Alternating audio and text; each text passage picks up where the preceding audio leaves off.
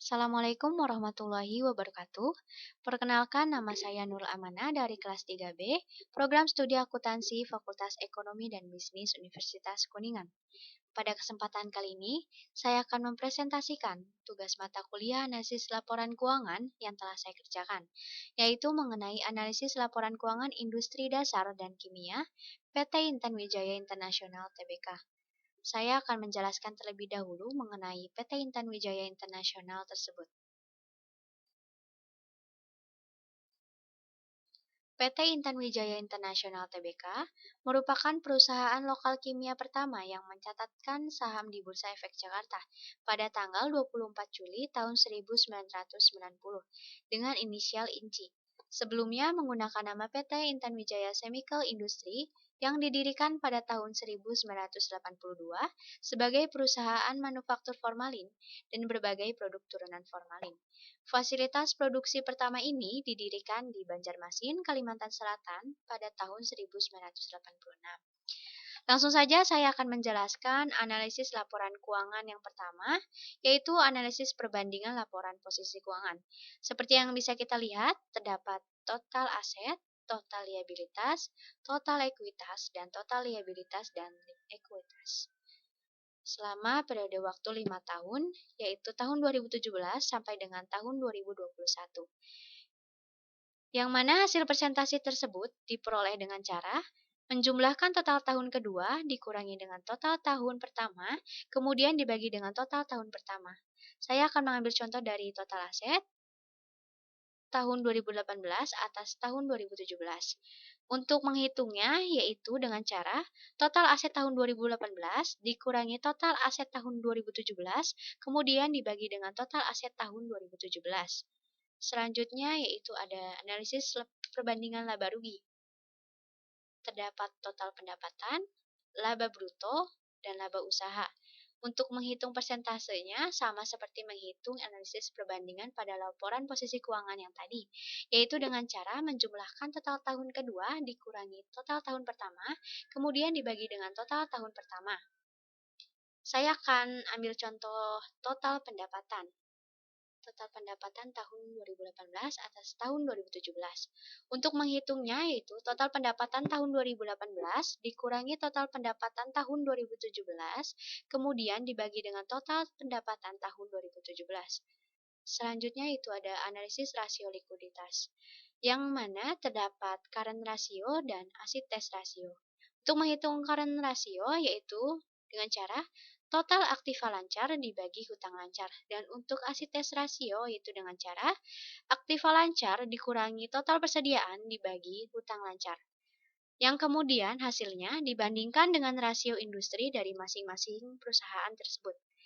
Selanjutnya yaitu ada analisis rasio leverage, yaitu terdapat total debt to total asset ratio dan total debt to total equity ratio.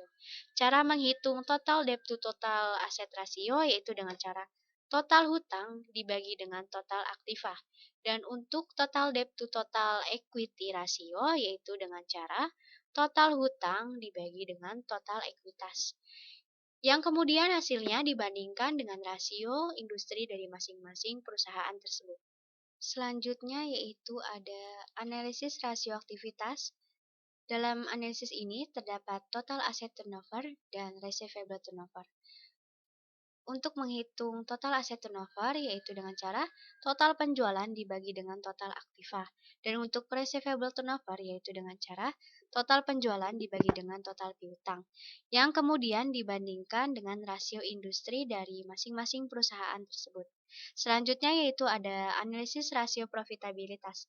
Terdapat gross profit margin atau GPM dan return of equity atau ROE. Cara menghitung GPM atau Gross Profit Margin yaitu dengan cara total laba kotor dibagi dengan total penjualan, dan untuk ROE atau Return of Equity cara menghitungnya yaitu dengan cara Earning After Tax dikali 100% dibagi dengan total modal sendiri. Selanjutnya yaitu ada analisis common size pada laporan posisi keuangan. Cara menghitung persentasenya untuk aset yaitu semua aset dibagi dengan total aset. Dan untuk liabilitas, semua liabilitas dibagi dengan total liabilitas. Dan untuk ekuitas, yaitu dengan cara semua ekuitas dibagi dengan total ekuitas. Dan untuk liabilitas dan ekuitas sama seperti yang tadi caranya. Selanjutnya yaitu ada analisis common size pada laporan laba rugi. Saya ambil contoh persentase total pendapatan. Diambil dari laba bruto dibagi dengan total pendapatan. Selanjutnya yaitu ada analisis tren pada laporan keuangan neraca. Untuk mendapatkan hasil persentasenya dapat dihitung dengan cara total tahun pertama, tahun kedua, tahun ketiga, tahun keempat, sampai tahun kelima dibagi dengan total tahun pertama. Contohnya total tahun 2017 dibagi tahun 2017, tahun 2018 dibagi dengan tahun 2017, tahun 2019 dibagi dengan tahun 2017, dan begitu seterusnya. Selanjutnya yaitu ada analisis tren pada laporan laba rugi. Untuk menghasilkan persentase perhitungannya sama seperti menghitung analisis tren laporan posisi keuangan, yaitu semua total tahun pertama, tahun kedua, tahun ketiga, tahun keempat, sampai tahun kelima dibagi dengan total tahun pertama. Contohnya tahun 2017 dibagi dengan tahun 2017. Tahun 2018 dibagi tahun 2017, dan untuk tahun 2019 dibagi dengan tahun 2017, dan begitupun seterusnya. Selanjutnya yaitu ada analisis DuPont, yang mana analisis ini menghasilkan ROE atau Return of Equity pada perhitungan setiap tahunnya. Ini merupakan ROE selama kurun waktu 5 tahun. Ini ROE tahun 2017, 2018, 2019, 2020, dan 2021. Selanjutnya yaitu ada analisis cross-section. Rata-rata aritmetika ROA-nya dapat dihitung dengan cara ROA tahun pertama sampai dengan tahun kelima dibagi dengan 5 tahun. Karena periode waktunya dari 2017 sampai dengan 2021, yaitu 5 tahun. Dan untuk rata-rata aritmetika nilai bukunya, yaitu dapat dihitung dengan cara nilai buku tahun pertama sampai dengan tahun kelima dibagi dengan 5 tahun, dan untuk memperoleh nilai bukunya dapat dihitung dengan cara ekuitas dibagi dengan saham yang beredar. Dan untuk menghitung rata-rata tertimbang ROA-nya dapat dilakukan dengan cara menghitung ROA tahun 2017 dibagi dengan total ROA selama 5 tahun. Kemudian dikali dengan ROA tahun 2017. Dan begitu pun seterusnya, dan sampai dengan waktu 5 tahun tersebut. Dan untuk memperoleh nilai bukunya pun sama seperti menghitung rata-rata tertimbang ROA-nya, yaitu dengan cara nilai buku tahun pertama dibagi dengan total nilai buku selama 5 tahun. Contohnya, misalnya total nilai buku tahun 2017 dibagi dengan total nilai buku selama 5 tahun, sampai dengan waktu 5 tahun tersebut. Dan untuk menghitung median, yaitu median ROA tahun pertama sampai dengan tahun kelima. Kemudian nilai bukunya, nilai buku tahun pertama sampai dengan tahun kelima. Selanjutnya yaitu ada analisis time series. Analisis ini terdapat ROA perusahaan dan ROA industrinya.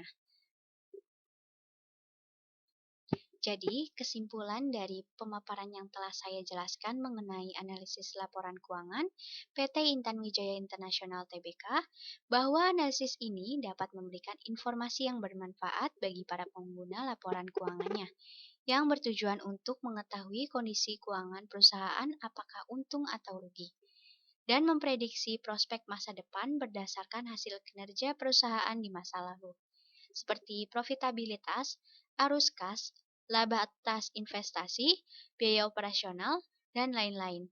Kemudian mengetahui kelebihan dan kekurangan yang dimiliki perusahaan dalam laporan keuangannya. Cukup sekian.